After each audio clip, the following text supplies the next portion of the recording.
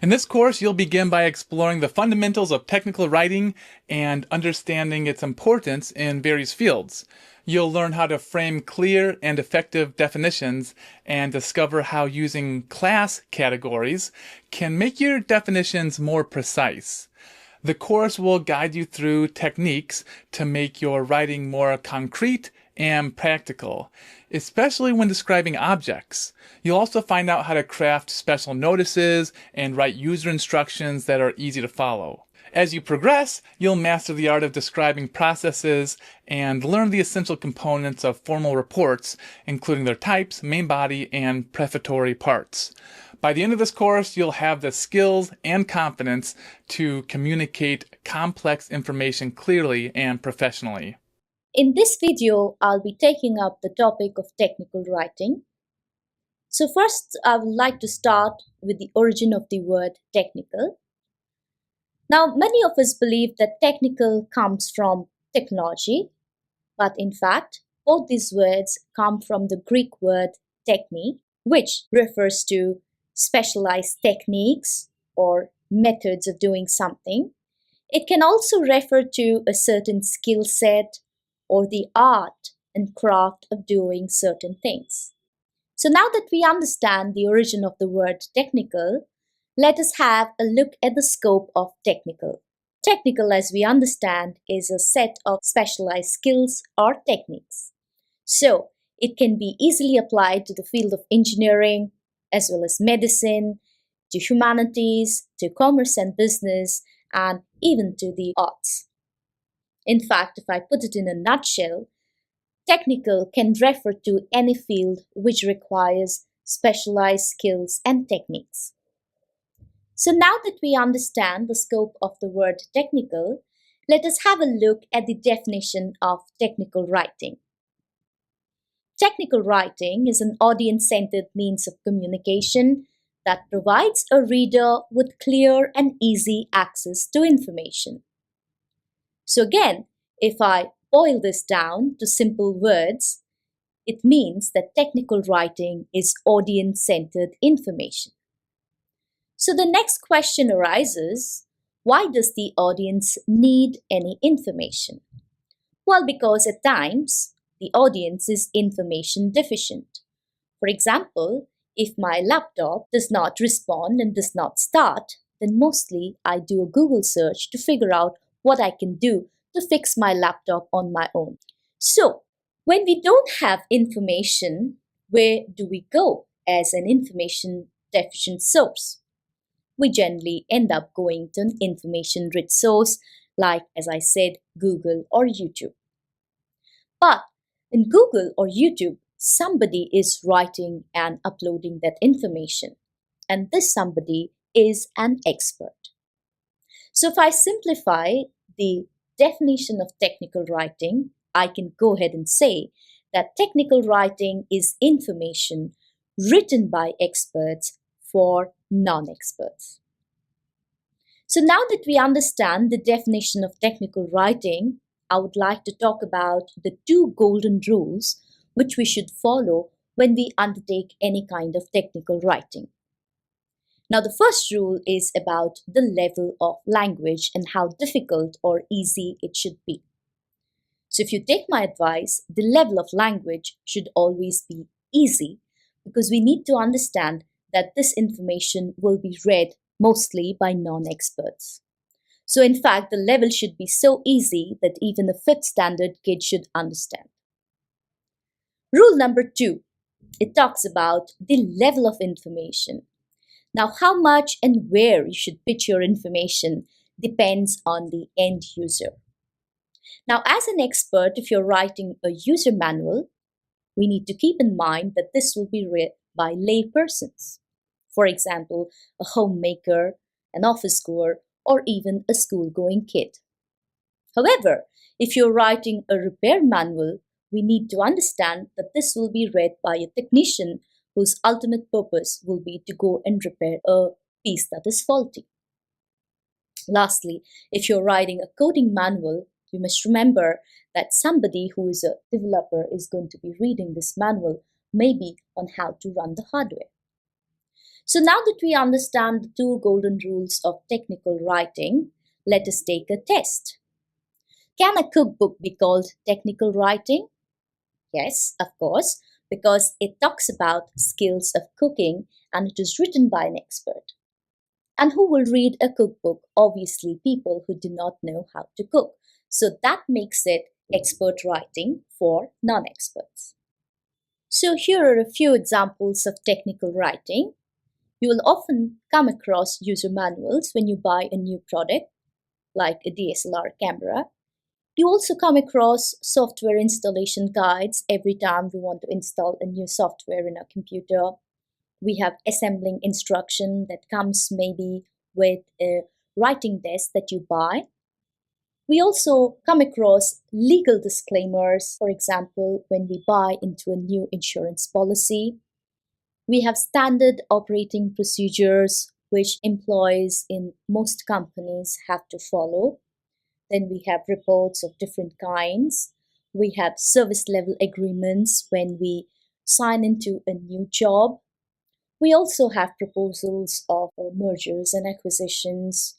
There are catalogs that are published and even press releases. These are all examples of different types of technical writing. Now, what will I cover in the videos ahead? I'll be talking about technical writing mostly for engineers, and the topics I'll be cover will be first of all about how to frame definitions. I'll be looking at class categories. I'll be talking about how to expand definitions and make them more concrete. Then I'll be moving to the art of describing an object, then writing user instructions, inserting special notices in the user instructions, and lastly, about describing a process. In this video on technical writing, I'm going to be talking about how to frame a good definition. A definition has three parts to it. So the first part is the term.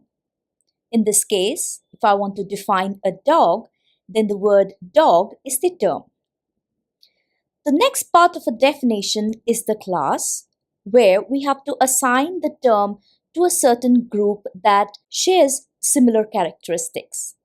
So I can go ahead and expand the definition and say a dog is an animal.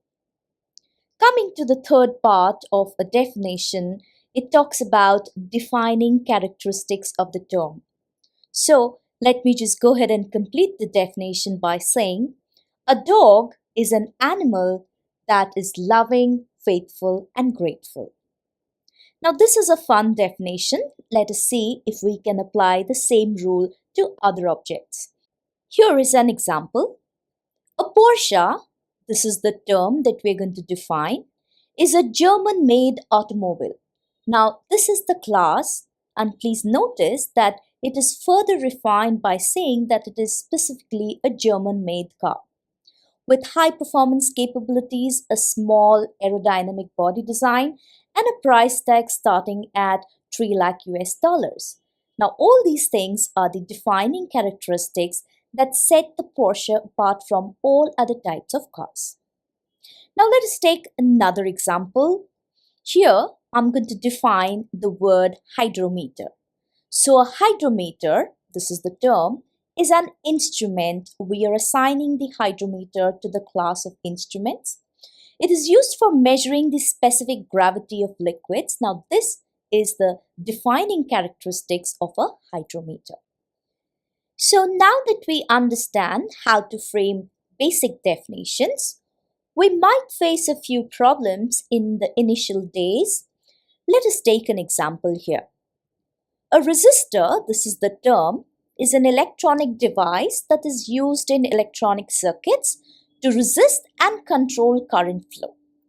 Now, there's a problem with this definition as one shouldn't use any form of the term word in the remaining part of the definition. So, what can we do to get rid of this problem?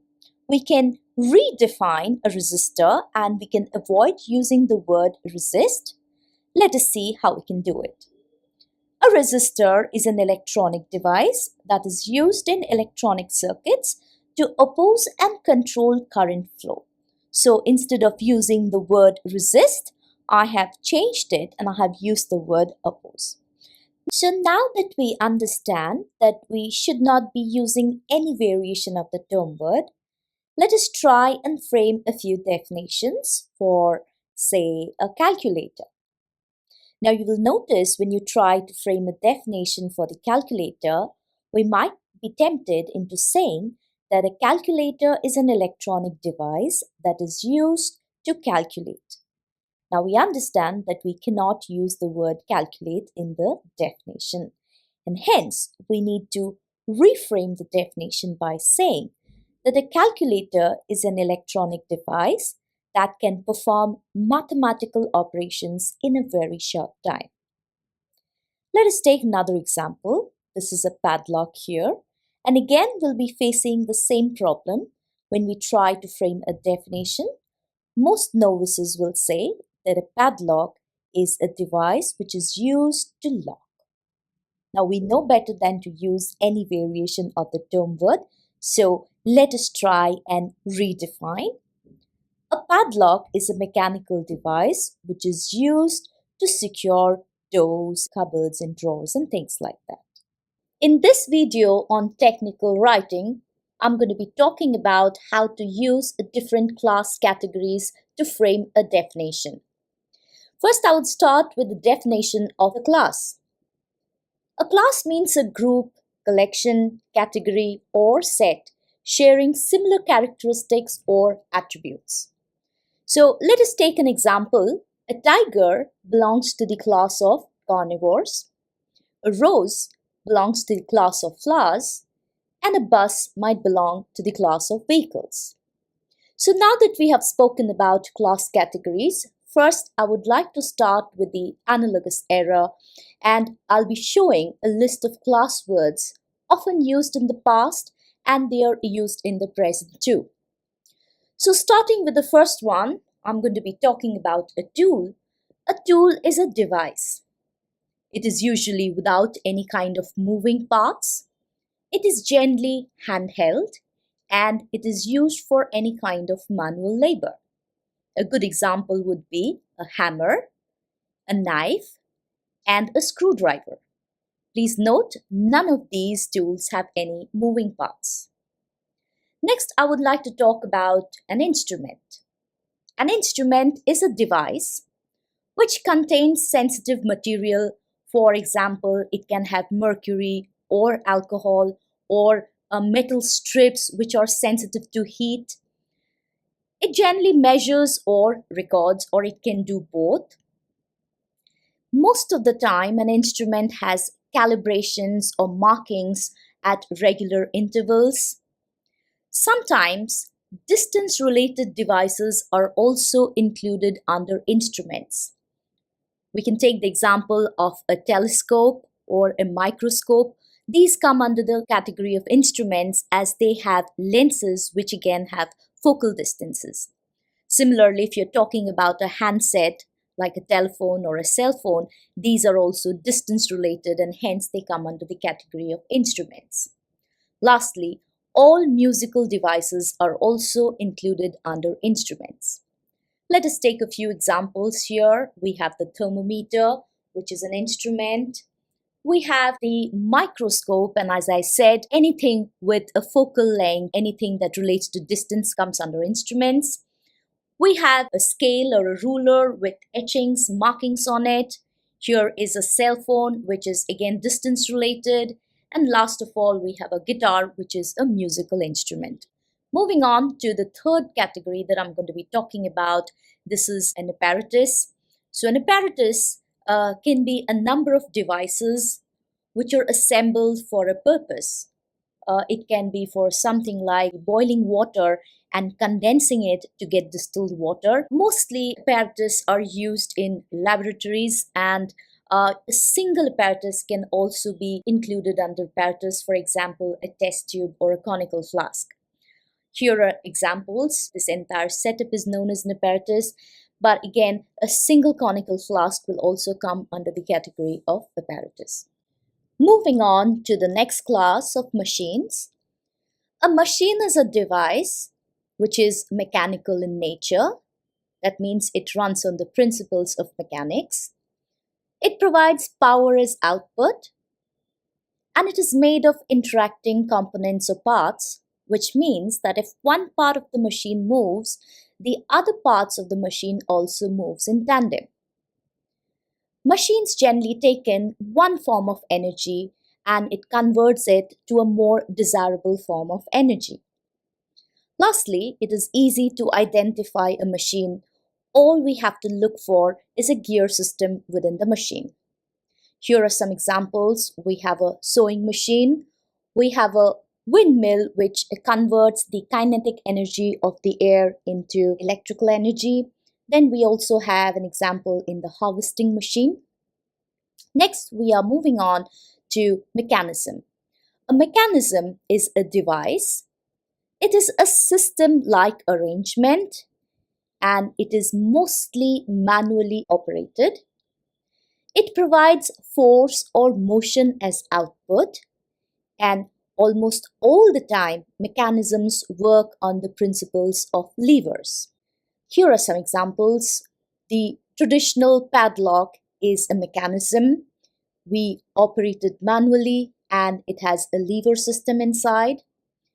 The example of a pair of scissors is a little confusing. Many people might put it under the category of tools, but because it has a fulcrum in the center, it comes under the class of mechanism, and the same applies for a stapler too.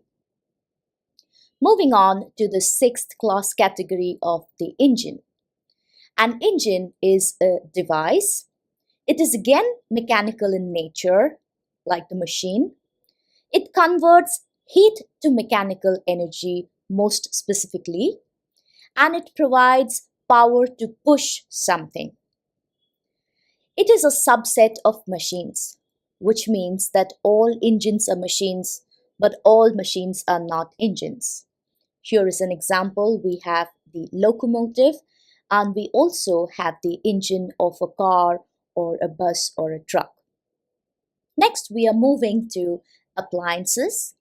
An appliance is a device which is first of all labor-saving in nature. It is mostly used within the four walls of a house or an office. It provides a lot of creature comfort, and most importantly, it runs on electricity. Here are some examples. We have the air conditioner. The electric bulb also comes under the category of appliances, and we have the microwave oven here. The next one I'm going to be talking about is the gadget. Now, the gadget is a device. First of all, it is electronic in nature, which means it is chip enabled. Next, it has to be portable and it should have a luxury value. In the past, a television would have been a gadget, but given the size of gadget in today's time, a television or a desktop has stopped being a gadget. So let us take some examples of gadget. Here is a GoPro camera. We have a MP3 player, and here are the smartwatches that are prevalent these days. Moving on to the last category in this section is a device. A device is a generic term to be used rarely. Only when you cannot find any other word which fits into your definition should you fall back upon the word device. Now, this word device only works when used with a qualifier. By a qualifier, I mean an adjective, which can be, say, electronic, electric, or mechanical. So here is an example. It is difficult to put a calculator into a class. So at times we can refer to the calculator as an electronic device, mostly because it is chip enabled. Here is an elevator. An elevator is a machine, but you can also refer to it as a mechanical device. So the word device is just a fail-safe possibility only when you do not have any other words that come to your mind. Moving on, now I'll be talking about the digital era, and here I'll be talking about a list of class words used in the present times. The first one is hardware. It is a physical component which is electronic in nature. It performs analog or logical operations and is directed by software to execute any kind of command. Now here is an example. We have a chip here, a microchip, which might be a part of the motherboard, the internal hardware of your computer. Then here we have a printer, which is an output hardware. And here we have a laptop or a keyboard, which can be considered as input hardware. The next one is a software. Software are set of instructions which are first of all stored in the hardware, and then it helps to run the same hardware where it is stored. It transforms inputs into outputs. Here are some examples. We have operating systems and we have programming, which comes under software. The next one I'm going to be talking about is an application. An application is also a software that performs a specific task. It is only used by end users, and it is a subset of software, which means that all applications are software, but all software are not necessarily applications. The first one is McAfee, the second one is Autodesk Sketchbook, and the third one is Photoshop. Next, I'm going to be talking about a virtual platform. Now, virtual platform is a system which allows different applications to run on it under the same environment, and it allows the users to access these systems through the internet. A very good example would be Zoom, and we also have Google Classroom. The last one in the digital category that I'll be talking on is a cloud. A cloud is a server, or to put it very simply, is storage that can be accessed through the internet. It provides IT services such as storage, access to different databases, computing power, etc. I have three examples here. We have Microsoft Azure, then we have Amazon Web Services, and the last one is Google Cloud Platform. Now, I'm sure there are a lot more class words in the digital arena, but these are the only 5 that I'm going to be touching on. In this video on technical writing, I'm going to be talking about how we can expand definitions and make them more concrete. Now, there are 7 ways to more concrete definitions. The first one is by allocating the term to a class. The second way is by describing the form or the look of the term word. The third way is by referring back to the etymology or the root word of the term. The fourth way is by going from general to specific definition. The fifth way is by adding synonyms. The sixth way is by comparing and contrasting. And the last way is by adding examples. Moving to the first way is allocating the term to a class. A barometer is an instrument. This is where we allocate the barometer to the class for measuring atmospheric pressure used in weather forecasting and in determining elevation. The second way is by describing the form of the term. Try describing a tube light and you will see that the generic definition of a tube light is very similar to that of an electric bulb. Hence, at times, it is necessary to refer to the look or the form of the term that is being defined. So I'll just go ahead and read part of the definition. An electric bulb is a home appliance that emits visible light. It consists of a hollow, transparent glass globe. Now, this is where we're trying to differentiate the electric bulb from the tube light by referring to the globe shape of the bulb. The next one is by referring back to the root word or the etymology. Now, many of the English words are borrowed from other languages, especially scientific words. So let us have a look. Thermometer is derived from the Greek therm, which means heat, and metron meaning measure. An instrument that measures temperature often through the use of a confined substance, such as mercury, the volume of which changes with a change in temperature. Now, because there are a lot of borrowed words in English, I have gone ahead and given a list of commonly used root words in the technical arena. You can have a look at it at your leisure. The fourth one is by taking your definition from a generic one to a more specified one.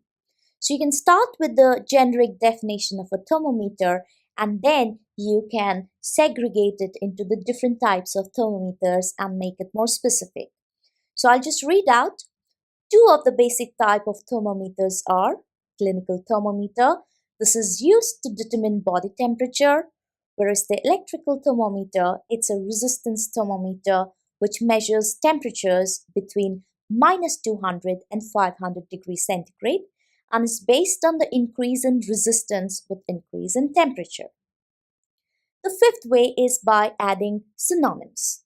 Sometimes when you talk to a doctor, you will realize that they are using terms which might not be understood by laypersons. So instead of using jargon, you can replace it with easily understood synonyms. Here is an example. Patients who experience shortness of breath or chest pain, now this entire thing in yellow is actually referred to as angina in medical terms. At least a month before their first heart attack, have an elevated risk of dying from a second heart attack.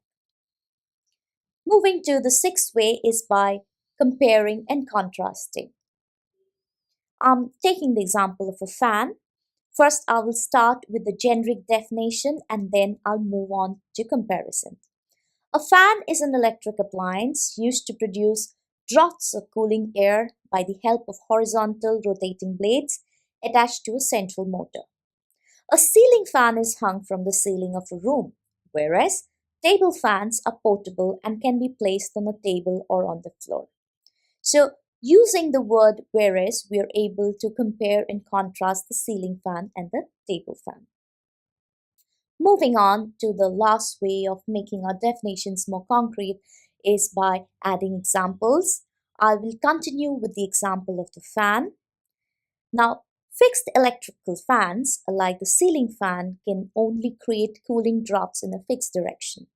Fans with 180-degree rotating heads, like the table fan, have better coverage and their positions can also be changed according to the need. So, by using the word like, we are giving examples of the fixed kind and the ones with rotating heads. In this video on technical writing, I'm going to be talking about how to describe an object.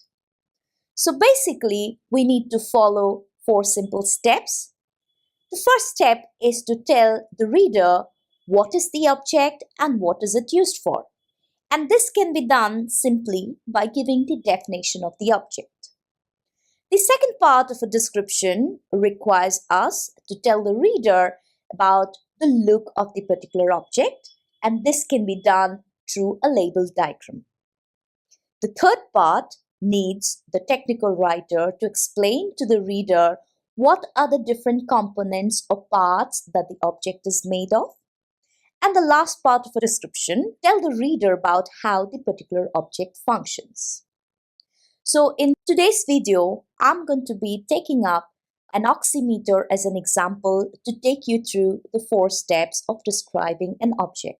I'll start with the first part of a description, which is the definition. So an oximeter is an instrument for measuring the proportion of oxygenated hemoglobin in the blood in a non-invasive way. The second part of a description is to talk about how the object looks. In this case, we will be using a label diagram. Now, when you look at the diagram, you will notice the first thing is that each part or component is numbered. Second thing, that there is a direction that is followed. In this case, we're going in the anti-clockwise direction. But you're free to make it in other direction like the clockwise, left to right, right to left, bottom up or top down. The third part of a description is to talk about the different parts or components. So let me start with the on-off button. This button is used to power the device and also switch it off after use. Then moving on to the second component, which is the finger opening. This is the opening at the end of the clamp where one places a fingertip or a earlobe. The third component is the pulse rate reading. This shows the number of times a heart beats per minute. The normal range is between 60 to 100 beats per minute. The fourth component is the oxygen saturation reading. Now, the oxygen saturation measures the percentage of oxygen-bound hemoglobin in the blood. The normal range is between 95 and 100%. The fifth component is the battery indicator. This displays the percentage of electric charge left in the battery. The sixth component and the last component is the battery compartment. This houses the AAA batteries that provide power to the device. Coming to the last part of description, in this we're going to talk about how the oximeter functions. Now, light is emitted from light sources which goes across the pulse oximeter probe and reaches the light detector, which you can see at the bottom. Now, two types of light, red and infrared lights, are used in an oximeter. When you place a finger in between the light source and the light detector, the light passes through the finger and the tissues in it to reach the detector. A part of the light will get absorbed by the finger, and part which is not absorbed reaches the light detector. The amount of light that is absorbed by the finger is used by the oximeter to calculate the oxygen saturation level in the blood. This is how a description of an object goes. Hello, welcome to my channel, Dull Talks from a Short Lady. In this video on technical writing, I'm going to be talking about special notices. Now, the reason I'm going to talk about special notices before I move to user instructions is because when you write instructions, you will require to insert special notices at different places. So, let us see what is a special notice. It is an important information readers must know in order to understand and accomplish tasks efficiently. Special notices have two purposes. The first one is it can prevent damage to the equipment, and the second purpose is it can prevent damage to self and to others. So, how many different notices are there? Basically, there are 4 of them.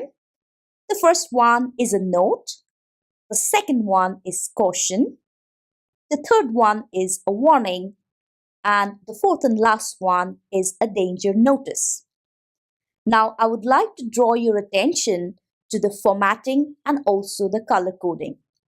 For example, the word danger is written in capital letters and the box is color coded in red. And you will notice that the text starts immediately after the colon and the text also comes in the second line after the danger word. Please note the other colors of blue, yellow, and orange for warning. So let us take each one and see an example. The first one I'm going to be talking about is a note. A note is a helpful hint, sometimes a tip to help the user work more efficiently. Now, without a note, a user may lose precious time and get frustrated while trying to understand why something is not working. You may ignore a note, but then you will lose a lot of time, but at least nothing more harmful will happen. Moving to the second special notice, which is a caution. A caution warns the readers about possible damage to the equipment or to your data. Here is an example. Please note that it is color-coded in yellow. Moving to the third one, a warning explains about the possibility of minor injury to the user or to others around the user. For example, the warning given here on the right-hand side, it has a orange color coding and it talks about the welding area and the possible risk of eye injury or blindness. So it is telling you not to watch the arc. Moving on to the last one, which is the danger notice. A danger notice warns readers about the possibility of serious or fatal injury to themselves or others. And here is an example on the right side. Please note that it is color-coded in red. It is written in capital letters and talks about alligators and snakes in the area, and it's asking you to stay away from the water and tall grass. Before I come to the end of this video, I'm going to talk about a few formatting instructions that we need to follow while writing special notices. The first one is that we need to place the special notices exactly where needed. For example, if you're learning how to ride a bike and you already singe your legs on the hot silencer, there is no point telling you to stay away from it at the end of the instructions in do's and don'ts. So, the point is we need to close the stable doors before the horse has bolted, and therefore the special notices need to be placed exactly where they're beneficial to the reader. The second part is that we need to highlight the special notices by either making it bold or using italics or caps lock to increase the visibility and minimize the chances of the reader missing out on them. And the last thing is that we must use standard color coding for each special notice. As I've already mentioned before, we use blue for note, yellow for caution, orange for warning, and red for danger. In this video on technical writing, I'll be dealing with the topic of how to write good user instructions. Now, user instructions are not written in isolation. They are always written as part of a user manual. So let us look at the different parts of a user manual. The first one is it gives general background of the product and some of its salient features. The second aspect of a user manual is always the instructions, whether to operate, maintain, repair, install, assemble, etc. The third part of a user manual are generally the special notices like note, caution, warning, and danger. And the last aspect of a user manual is the contact information of the manufacturer of the product or a service provider. So next, let us look at a few tips to write good instructions. So instructions are to be broken into very, very short sentences. They should be arranged in a logical sequence, and they should also be numbered. The next thing is that all instructions should be paired with well-labeled images. Just in case somebody illiterate is trying to go through the manual, they can just understand what to do on the basis of the pictures. The third thing is that one can use good headings and subheadings to guide the user into easy to follow steps.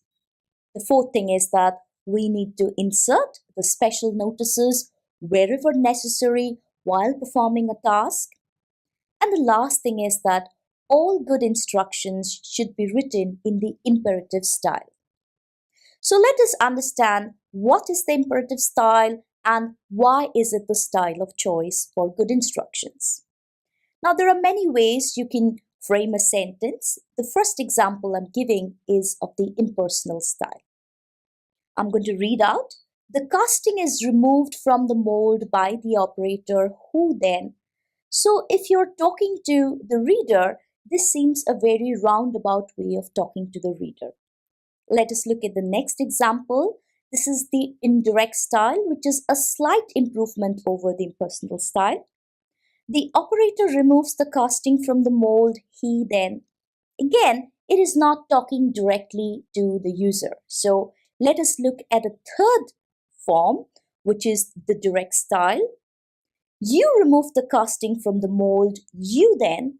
So you will see that this is much better than the first two styles. However, the pronoun you keeps on repeating in every sentence.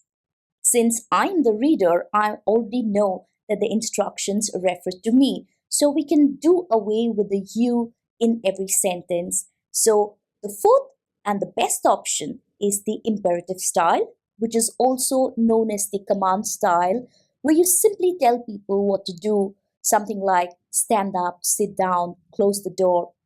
So let me read it out for you. Remove the casting from the mold, then place. so I know directly what I have to do. The writer just has to tell me and I will follow the steps. So now that we have a fair idea on how to frame good user instructions, let me walk you through an example. In this case, I have taken up the example of an oximeter because this is the product that I've used in the earlier videos. So I'll start with the general product background. The pulse oximeter is used to measure the oxygen level of the blood. An oximeter plays a role only in giving a clue that the patient has a sudden drop in the oxygen level. Next, we have the step-by-step instructions. Please note that the instructions are short, they are numbered, they are in the imperative, and they are also accompanied by an image. So the first one says, sit down and rest for 5 minutes. Step 2, switch on the oximeter. Now before we go to step 3, there is a little note which says, remove any nail polish or false nails because this will interfere with the reading. Then we have step 3 where it says, place the oximeter on your middle or index finger. Step 4 says, keep the oximeter in place for a minute. And again, step 4 is followed by a note which says that the reading takes time to steady and hence the oximeter has to be kept in place for more than a minute. We move to the last step which says, record the highest result once the reading is stable. And there is a note after it which says that in case your reading is 92% or less, please call the emergency number. This is the last video on the topic of technical writing, and in this video, I'll be taking you through how to describe a process. The description of a process is very similar to writing user instructions.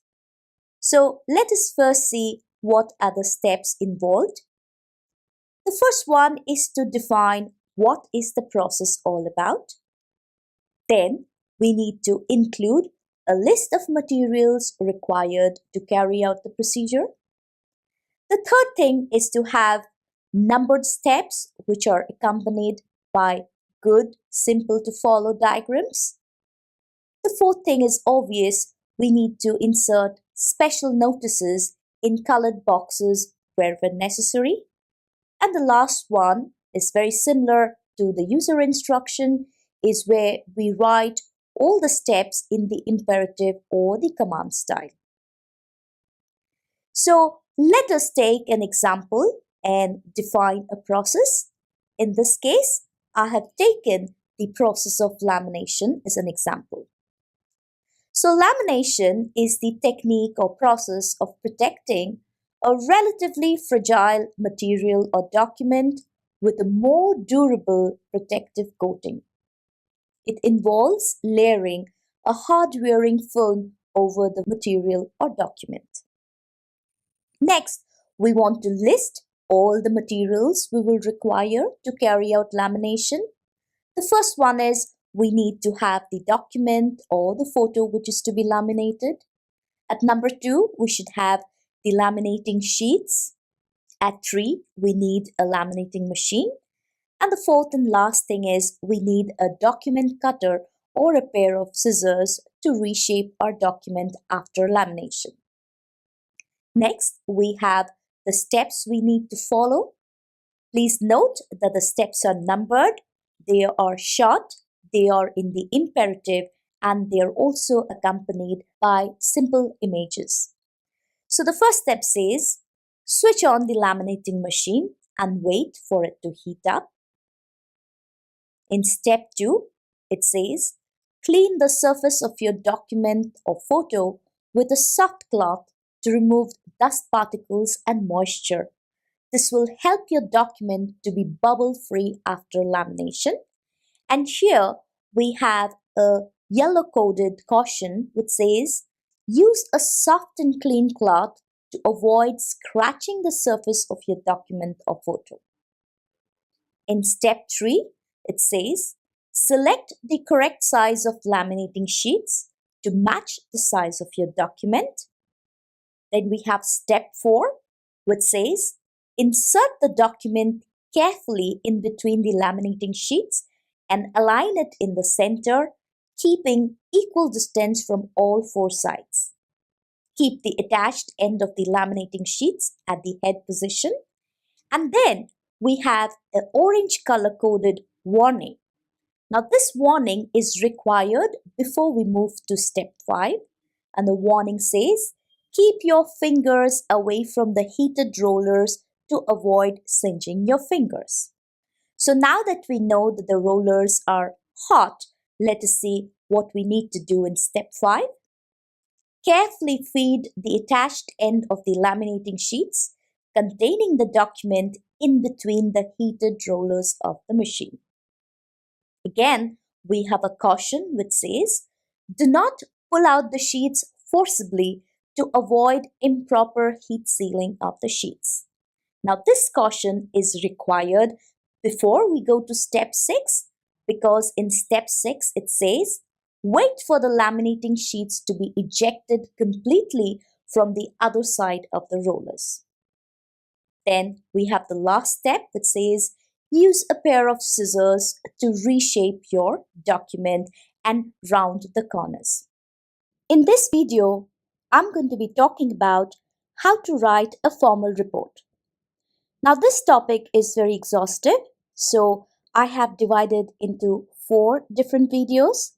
In this video, I'm going to be talking about the different types of reports or the classification of reports. I would like to start by talking about what does reporting mean. Well, it comes from the Latin word reportere, which, if you break it up, re means back and porte means to carry, which means carry back. So your next question is, carry back what exactly? Well, information that only you have. So, whom do you bring back this information to? You bring it back to someone who does not have this information. So, if I try to summarize this, if you take information off the internet, compile it, and submit it in the form of a report, it really cannot be called a report because the information that you have access to is also available to your reader on the internet. So such an activity cannot be termed as reporting. So now let us see a few examples of reports. We deal with reports almost every day of our lives. Starting with our school days, we had school report cards that the school would send to our parents so that they know how we have been faring in school.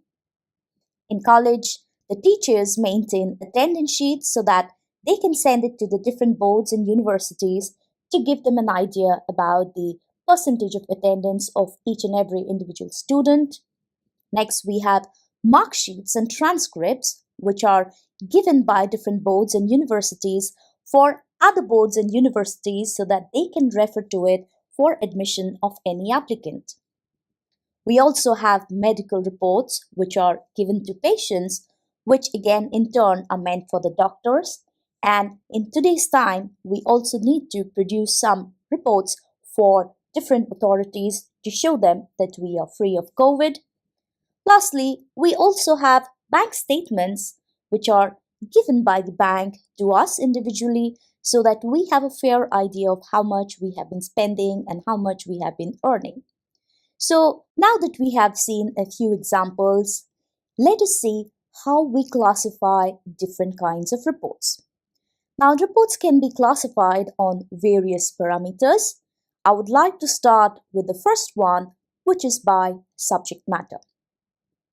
Well, reports can be prepared on any subject, be it accounting, finance, engineering, medicine, you name any of the other fields, and basically you can have a report. Next, we classify reports on the basis of the time interval, which means how often is a report written. Now, periodic reports are written at regular time intervals.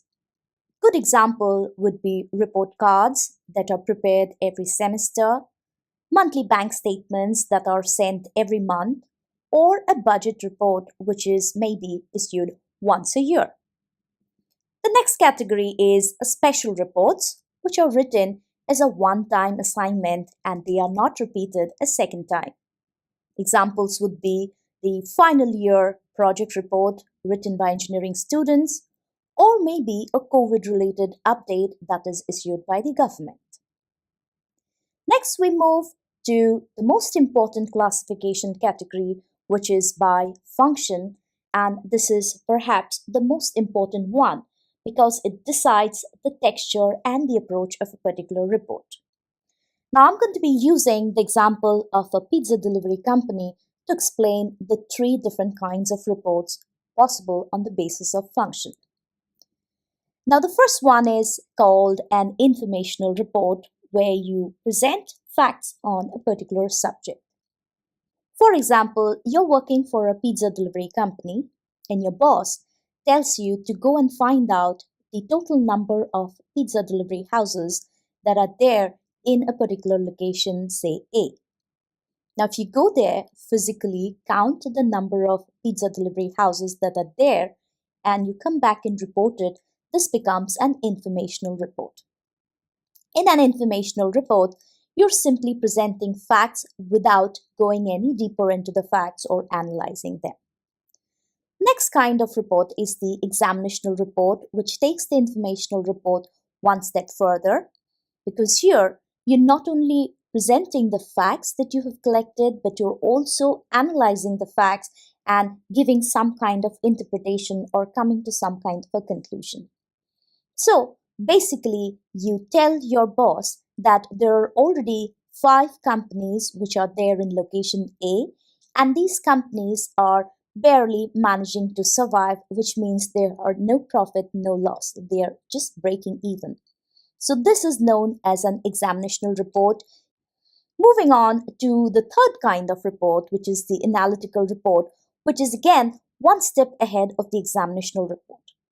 In an analytical report, you not only present the facts, you analyze, you come to a conclusion. And on the basis of your conclusion, you give some kind of recommendation.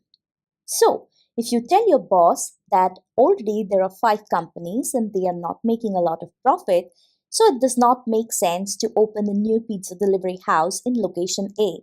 Instead, you should move to location B where there are no pizza delivery houses. That way, you can target exclusive clients. So these are the 3 different kinds of reports. For our students, I'm looking at an examinational report, or you can also aim for an analytical report. We will not look at informational reports because really there's not a lot of skill required in collecting data and just putting it together. Next, we are moving to the 4th classification of reports, which is by formality. Now, reports can be very formal. Example, a project report that you prepare for your manager, or it can be informal reporting. For example, an update to the college general secretary on the number of sponsorships that you have accumulated throughout the day. The 5th way of classifying reports is by the physical factors, by which I mean how long or short the report is. The first way of writing a report would be through a memorandum format. Please refer to the image next to it. Next, we have a traditional letter format. Then we have a short report which might run to maybe 4 or 5 pages. And lastly, we have the long report, which is also known as the book format report. Now, this can run to anything between 20 pages, 100 pages, or 150 pages. Now, for our purpose this semester, we are going to be dealing with the long report. The last category of classification of reports is by the reader-writer relationship, by which I mean who is preparing the report and who is reading the report. The first kind is the administrative reports, which are written by people for other people within the same organization. An example would be a project report that is prepared by you for your team manager. The next kind is the professional reports, which are written by specialists who come from outside an organization. A very good example would be a NAC accreditation team which visits different colleges to report on the quality of their education. The last kind is the independent reports, which are written for an indefinite public. Anybody who is interested can read these reports. An example would be a report from AstraZeneca on the latest vaccines available for COVID. Now, anybody who is interested in knowing about it can read such a report, and hence it is known as an independent report. This is the third video on how to write a formal report, and in this video, I'm going to be talking about the main body of a long formal report. In this case, I'm using an examinational report and specifically a survey-based report. So, what does the long report look like? I've already spoken about the prefatory part. It has the core part and the appended part. Today, I'm going to be looking at the core part in this video. So, what to include in the main body? The main body starts with the introductory chapter. It moves on to specific chapters and specific titles depending on your report topic. It also has a chapter on survey findings, as it is a survey-based report, and the last chapter always is the summary and conclusion. So starting with the introduction. The first chapter is labeled as introduction for all reports. You do not have any freedom to label it as anything else. Now, the subsections of the introduction is very formulaic. That means, again, you have to keep to the specific titles. You cannot get creative here. Neither can you skip on any of the subsections. Please note that you have to use the third person indirect. Try and keep it brief. So I will go ahead and read out the sample that I've given here, taken from one of the reports prepared by my students last year. The heading, as I said, has to be Introduction. Please note that it is Chapter 1. This chapter establishes the purpose, premises, and background of the survey report. The first subsection is always called the origin of the report. Here, you talk about the reason why you embarked upon preparing this report. This survey report was prepared as a part of the third-year engineering syllabus for the subject of business communication and ethics by the students of the computer department of Thadumulchane Engineering College, affiliated to the University of Mumbai. So now that you've given the reason why you prepared the report, the next is to state the purpose of the report. Please start the sentence with the words, "The purpose of this survey report was to look into the attitude of the Indian people towards the idea of men wearing makeup and cross-dressing in public." The next subsection is the scope of the report, which talks about the coverage of the report. The scope of this survey is restricted only to the subcontinent of India. Now, the southern people who were surveyed were all from India, and hence the scope is limited only to India. The next subsection, I've called it the research question and hypothesis. This subsection is not a part of a report, but I encourage my students to get into the spirit of research, and I request them to treat the report as a research project. Hence, I encourage them to use a research question and hypothesis. The research question. Are the Indian people tolerant and accepting towards the idea of men dressing unconventionally and wearing makeup in public? This is the question they posed. Now, if you answer the research question, you get your hypothesis. I'm reading the hypothesis. Due to a closed mindset and strict adherence to conventional practices, Indians are not very accepting of men dressing unconventionally and wearing makeup in public. Now, this is the claim that my students have made. With the help of the statistical data, they will either be able to prove their hypothesis as right or wrong. You must add 1 or 2 lines before you go to any subsection, and here you will notice that before I jump to 1.1, I have inserted a sentence here which talks about what is 1. I have highlighted in red the fourth subsection. This is not mandatory for a report, but it would be a good idea for practice for all the students. Continuing with the introduction, the fifth component or subpart of the introduction are the limitations that were faced while preparing this report. I'll read out for you. The following limitations were faced while preparing the survey report. The sample size is too small. In fact, 1,000 is no number at all. Only people who can read English and are computer savvy could be included in the survey because it was done through a Google form. The number of questions in the survey had to be limited to hold the attention span of the subjects, so not a very in-depth study could be done.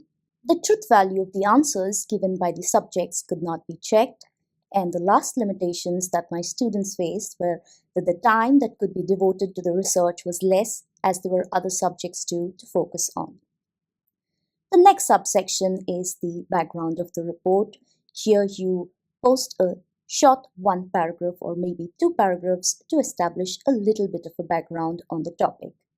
I will not read the subsection. I will skip to the next subsection, which is the sources and methods of data collection. Now, since it is an examinational report, almost 90% of the data collected was primary. So the primary source and method of data collection. The people of India were the primary source of first-hand data. A Likert scale-based survey questionnaire was used to collect data through online circulation. This is the method. Now, the students also had to use a little bit of secondary data, and the method of collection is direct reference, so I'll just go ahead and read it. The background information for Chapter 2 was taken from various websites, books, magazines, and newspapers. The direct method of referencing was used to access the secondary data. Moving on to Chapter 2, from here you start giving specific title to your chapters depending on the topic that you have. In this case, the students have labeled it as Tracing the Origin of Men's Fashion. You need to follow the same sequence of headings and subheadings as mentioned in the table of contents, and use the funneling technique, which is you move from general information to specific information. So let me just go ahead and read out from the sample. This chapter looks at the concept of men's fashion and goes on to trace the changing face of men's fashion through the ages right up to the current day. The last part of this chapter funnels down to a closer look at men's fashion tastes and standards, and specifically they're talking about the Indian men. So the starting 2.1 is a generic definition of fashion, then 2.2 talks about men's fashion around the world, so it has subdivided into the Middle Ages, maybe then the modern age, and then the current age. I will not go more into details. Now, the third chapter in this case is the survey findings, because one chapter was enough to cover the background on this topic. So the second chapter was devoted to the background, and my students could move to the third chapter, which will be the survey findings.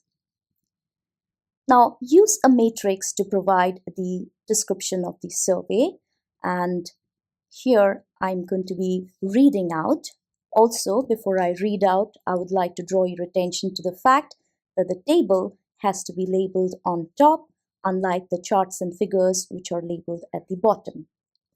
So, reading out from the sample, this chapter presents the core findings of the survey. First, it talks about the survey design, and then it moves to the actual statistical graphs derived from the collected data. Now, this chapter has 2 subsections. 3.1 talks about the survey description. Given below is the description of the survey in a tabular format. Total number of surveys that were done were 1,000. The mode of survey was online questionnaires. Type of questions were close-ended questions only. Some were Likert scale based, some were bipolar, and some were simple MCQs. The total number of questions used in the survey were 8. The time taken was 30 days to collect all the 1,000 questionnaires. The location was all over India, and the software used were Google Forms and Microsoft Excel to calculate the collected data. Now, the second subsection here is the statistical analysis of the survey data. The data collected was analyzed using Microsoft Excel and converted into various graphical form. Each question has been displayed on a new page, starting with the question, the graph, and the verbal inferences that were drawn. So I'm going to show you on the next page how they have used a separate question on each page, the graph, and then the written analysis. Here is an example of how the students have placed one question, then the graph on the basis of the data collected, and the written analysis of what they understood from this graph. Here is one more example for you. This is the second question. Please note that each question is placed on a fresh page. This is the graph and the other inferences that they have drawn. The last chapter of the main body is the summary and conclusion. Again, like the introduction, the title of this chapter remains summary and conclusion. You cannot get creative with it. The inferences drawn from the graphs, in a nutshell, is the summary. Now, the end summary is different from the executive summary. The executive summary talks about the entire report in a nutshell. It talks about why you did it, how you found the data, and what did you find. Whereas the end summary talks about only what did you find through your statistical data. Answering the research question and proving the hypothesis is your conclusion, so it is very easy to write the conclusion. Use bullet points for both summary and conclusion. If possible, it is easier for people to read. So I will just go ahead and read a little bit from the sample. This chapter first summarizes the survey findings and then moves towards drawing valid conclusions based on the statistical calculations given in chapter 3. So here in bullet points, they have given their findings, and this is the conclusion. I have not given the entire conclusion. You can see how they start by saying, in conclusion, it can be said that the initial hypothesis that was proposed was proved to be correct to a great extent, and I'm not going into further details. This is the second video on how to write a formal report, and in this video, I'm going to be looking at the prefatory part of a long book format report. Now, the prefatory part is also known as the front matter. But before I get into more details, first I would like to show the structure of a report, and it can be compared to a burger. The front matter is similar to the upper half of the burger bun. The main body of the report can be compared to the patty inside, and the back matter can be compared to the bottom half of the bun. Now, the front matter is cosmetic in nature. The main body is the heart of the report. The back matter again is cosmetic in nature. By which I mean that even if you skip reading the front matter and the back matter, you can still understand the entire report just by looking at the main body. So, what does a long report look like? It has 3 distinct sections, starting with the front matter.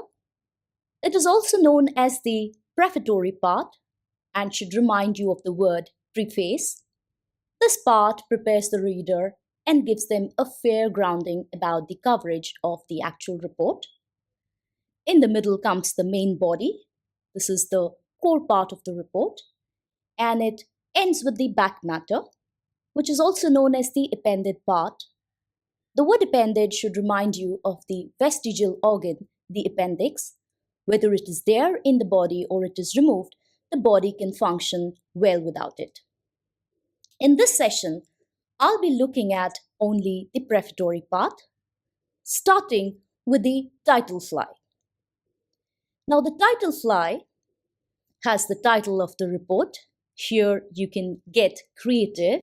You can use pictures on the title fly if you want to. You can also make it colorful.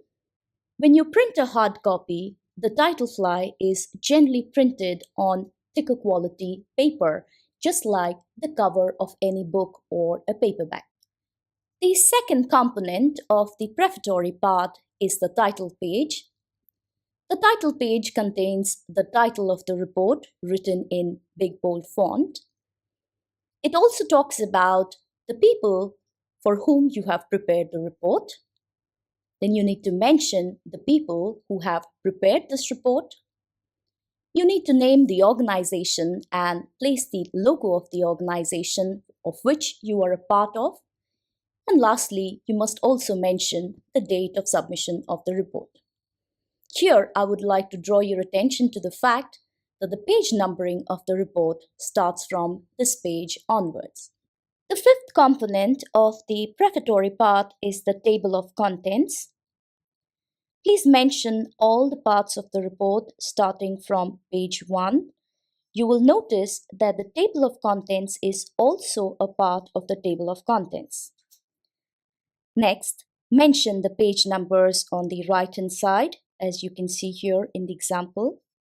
You will note that the front matter gets Roman numbering, as you can see here, and the body of the report gets Arabic numbering. You can see an example here. Maintain the numbering classification. For example, if the first chapter is number 1, then the subsections in the first chapter should be 1.1, 1.2, 1.3. In case you have subsections, for example, here in chapter 2, under 2.2, there are 4 more subsections. Now the numbering starts with 2.2.1, 2.2.2. In case you have further subsections, do not use any more decimated numbers. You simply use bullet points. Continuing with the table of contents, in case you have subsections, you need to tab it once inside. Here is an example. It is tabbed here. You can see. In case you have subsections, you need to double tap it inside. For the list of reference, you need to use the APA style. I'll talk more in details about the APA style in the fourth and last video on this topic. While writing the headings, you must use the title case, by which I mean that the first letter of every word has to be in capitals, except for prepositions, conjunctions, and articles. As you can see here, O is in small, T is in small. Lastly, you need to insert the page numbers at the bottom. Do not forget to continue doing that. The sixth component of the prefatory part is the list of illustrations. Now, the list of illustrations comes into picture when you have more than 10 images in your report. So, use the title case for all captions. Use the word figure in case you are posting any pictures. You can see an example here. In case you're using any matrix, you have to label it as a table. And if you're using any graphs, then you label it as charts. I have given examples of a table here, and I've also given examples of charts. The numbering of these figures, charts, or tables follow a simple logic. For example, you want to label the first picture of chapter 1, then you need to label it as figure 1.1.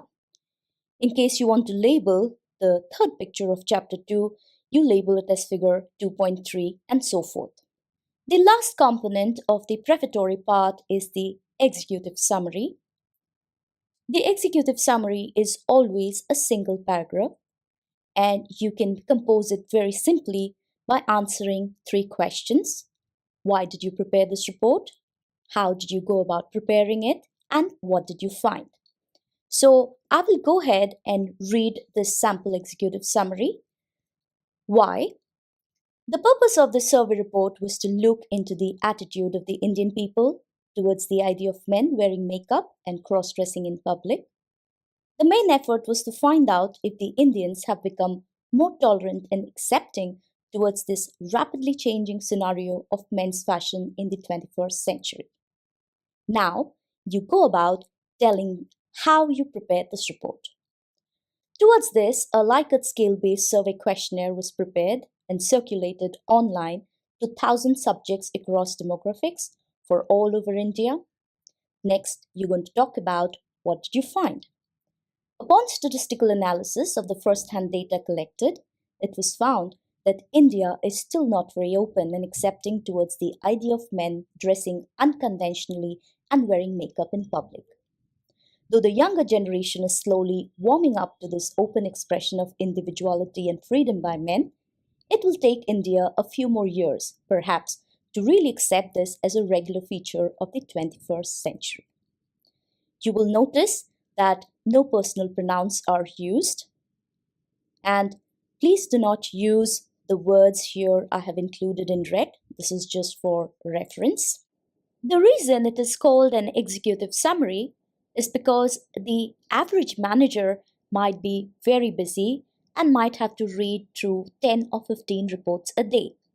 He or she might not find the time to read the entire report, so the executive summary is prepared by keeping these people in mind. The executive summary is actually the entire report in a nutshell.